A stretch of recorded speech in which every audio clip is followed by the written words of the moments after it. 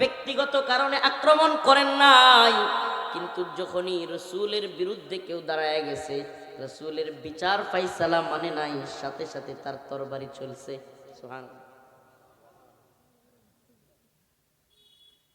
হযরত আবু বকর রাদিয়াল্লাহু আনহু, যার ব্যাপারে বলা হয় আর আন উম্মতি বি উম্মতি আবু বকর, সকল খতিবগণ জুমার খুতবা এটা বলে, বলে কি বলে না?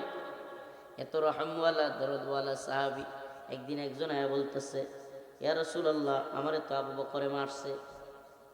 আল্লাহর রাসূল কয়, এটা হইতেই পারে না। সুবহানাল্লাহ। আবু বকর তোমারে মারছে, এটা হইতে পারে না। আবু বকর আমার কত দরদওয়ালা সাহাবী। হযরতে আবু বকরকে ডাকলেন, আল্লাহ রাসূল প্রশ্ন করলেন, ইয়া আবু বকর, ও কি বলতেছে? ওকে নাকি আপনি মারছেন? হযরতে আবু বকর বললেন, ইয়া